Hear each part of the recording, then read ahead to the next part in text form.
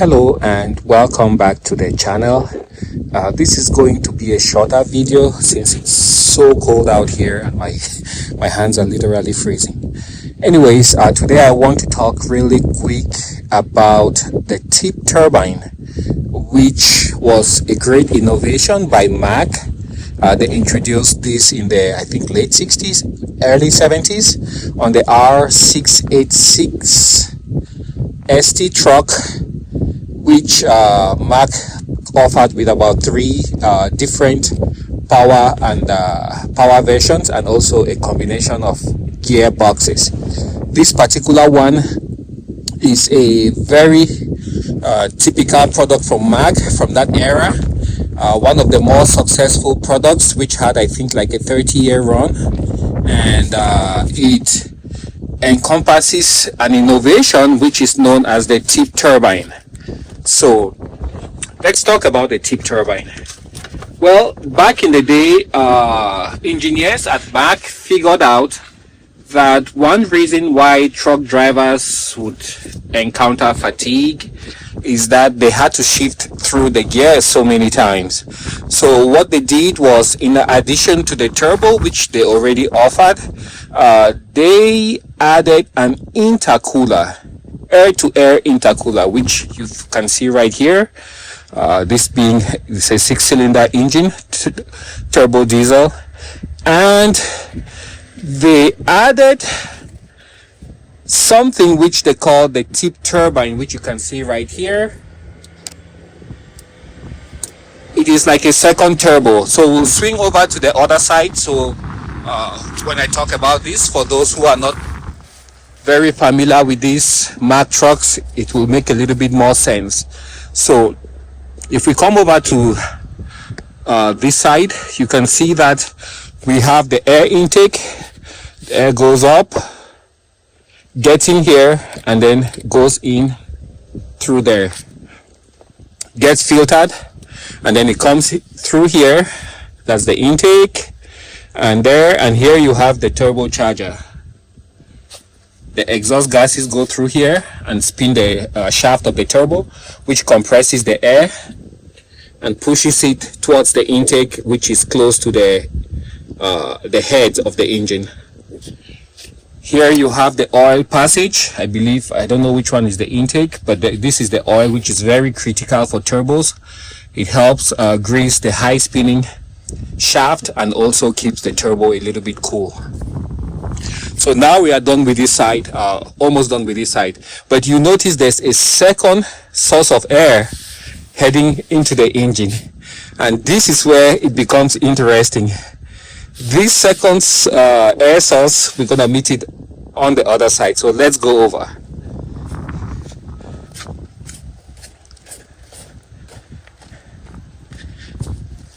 Now it begins to make more sense. So the first air source, which I would say the primary one, is the charged air that goes to the intake, comes in here, goes through the turbocharger, the intercooler, sorry. This is the intercooler right here. And then from there, it goes to the head and then into the engine. Now, if you notice right here, there's a connection. That little T, it takes some of the pressurized air, and that's what powers the tip turbine.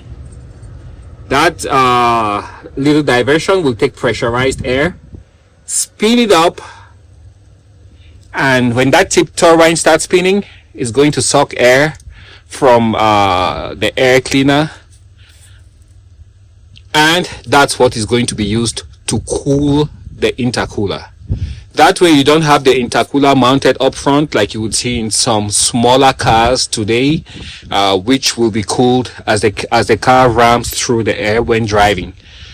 A lot of these trucks were used for vocational professions and activities, lumberjacking, municipal fleets, construction, road maintenance, dump trucks, cement mixers, and if you realize the list I'm going on with, it comes to mind that these are all low speed applications.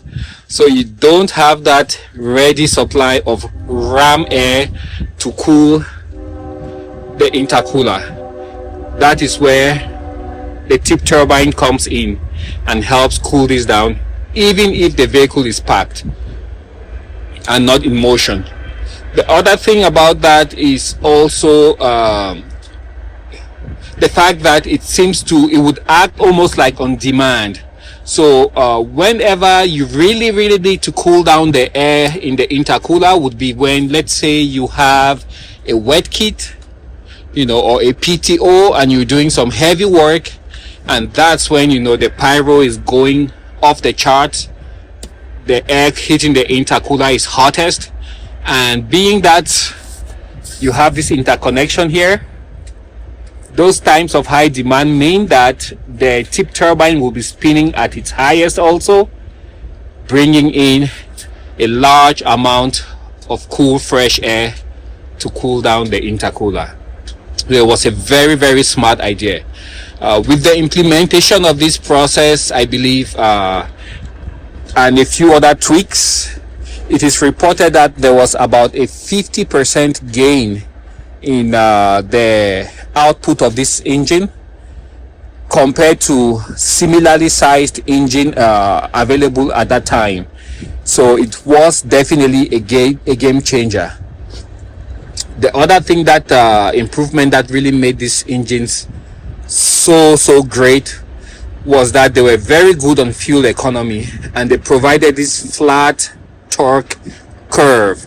So anywhere from about 1200 RPM to about 1900 thereabouts, you would have consistent power, which means that you didn't have to shift your gears as much as other trucks, and by extension they could get away with using just a 5-speed manual transmission. These were all innovative back in the day, and it's one of the reasons why these trucks continue to have such a loyal following amongst enthusiasts. So here you have the coolant filter. I think that one should be due for change, and here 2 of these should be for the oil and 1 should be for the diesel fuel. So I don't know how they're plumbed, but that should be the idea. The truck, if you're changing the 2 oil filters, should hold about, I believe, 30 liters of oil, engine oil, which should be about maybe 6 gallons of oil, 4 quarts to a gallon. You can do the math. The running temperature, the thermostat, I believe, opens at about 155 degrees Fahrenheit. So the other thing that the designers wanted with this truck is easy accessibility when working on the truck. So you can see all the major components are easily accessible. With later iterations of this truck, they did some EGR work, and what that did was it modified the intake, and those ones had a little bit more problems from operators, and I think the feedback that they got was those trucks needed to rev a little bit higher to attain the same performance as this R686ST with the Maxi 300. And so with the higher revs, you also had a slightly lower amount of torque, and so they had to make gearboxes with 6 speeds and some with even more. Also, this would do about 300 horsepower. Earlier versions without the intercooler would do, I think, 200 and high 200s, 270 and thereabouts. So this would do about 300. You had 315 horsepower versions, and I think this could also be powered by units from Caterpillar and also from Cummins. So that's a little discussion I wanted to share with you guys today about the tip turbine on the R686ST. amazing piece of engineering. Thanks for watching, guys. Any more tips about these trucks? I'm learning as I go. I would be very grateful to hear from you. Bye now.